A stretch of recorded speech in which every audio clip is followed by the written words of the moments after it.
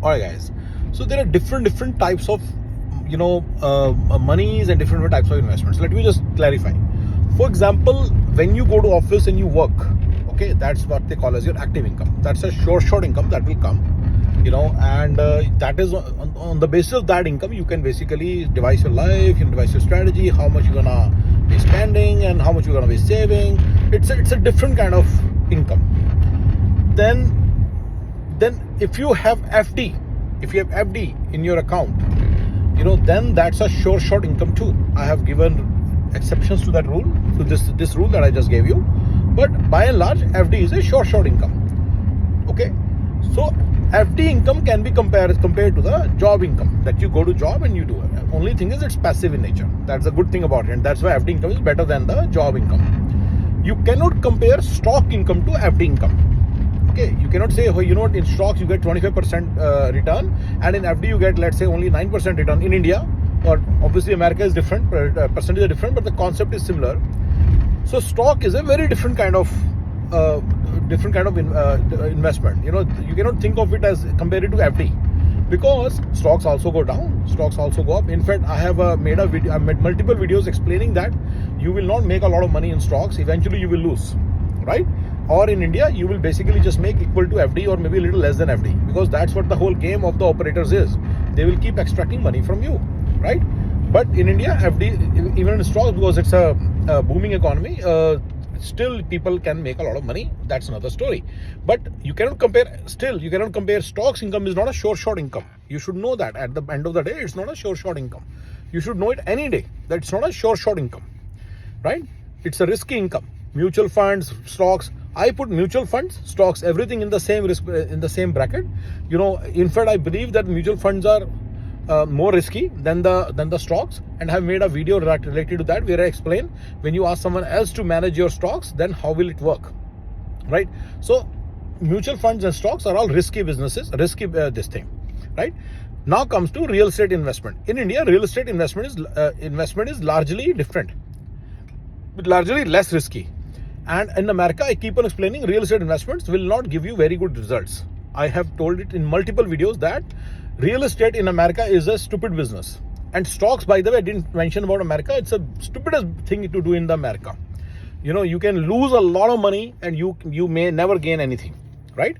Even if you are a very, very stock smart person, you still may lose.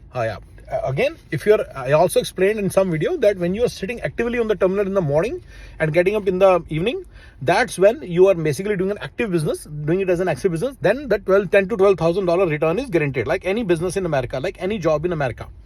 But if you're thinking of it as a passive stocks, then the passive income in stocks, and when I say stocks, it pretty much means you bought the stocks and you don't do much. That's what it is. It is definitely not active that you spend the entire day on this. So that's what stocks means, right? If a person is working as a stockbroker, he's basically has a job and he will then get his money. So this is America. But in India, stocks, I already talked about real estate now. Real estate is not a great business in America. You should never do real estate business. I made multiple videos explaining why real estate is a useless business in America and why Rich Dad Poor Dad guy, Robert Kiyosaki, is very, very wrong. Why this Nguyen is very, very wrong. I have explained in multiple ways that real estate investments do not give you any good returns in America. It's a stupid idea. In India, I have also said that real estate business is a good business, right? It will not give you rental yields, it will give you some kind of income stream. But in the beginning, and I have also I'm planning to make a video. I think I've already said this indirectly, that how to convert your real estate investments into some kind of income stream. I think I already said that you should make shops and all somewhere. Anyway, but that's a different story. But at the end of the day, your net worth keeps on increasing if you are in real estate in India. If you're in real estate in India, and when I say real estate, you're not a broker or anything. You're not doing it day in and day out. You are basically just a real estate investor. You bought 3, 4, 4, 5 properties. That's what real estate investor is. So many friends of mine who are doing IT jobs, they have real estate investments on the side. That's what is an investment. So that's what I mean. In real estate investment will give result, and I have also given strategies around plots and this and that, and then so many other things, right? So those are all related to real estate investment. Now I'm coming to a very interesting point. Your own home is not a real estate investment. That's a different story altogether, because everybody has to buy their home. In India, it's very, very important. and in America also it is very, very important. I also said that in India, instead of buying a home, rent a home, but then you buy a plot. So that's a different story. But the point is, real estate, that is not a real estate investment. When you buy something in lieu of your home, then that is again not a real estate investment. That's your home, because that's your guarantee against any price increases in the home prices, and you will sell that plot one day and buy the house. Right? It's just that you're doing smarter thing, because you don't need a house for the next 10 years. You should do that, right? But the point is, real estate home ownership is different. Even in America, I have said in some video that home ownership will give you very good results. You'll be able to save a lot of rent over a long period of time, 10 to 15 years of time. I was telling somebody, if he is on visa, then shouldn't buy it. But most of, obviously, Americans are not visa holders, right? Many Indians who are also here are VC holders now, and citizenship owners. So they should basically buy a house for sure. I given the reasons. It gives you respect. It gives you respect in the society, but it's very easy to do the upkeep, maintain the house when you are there, and then you will then get that result that will show in your bottom line eventually in 10-15, and you should be able to keep it for 10-15 year horizon.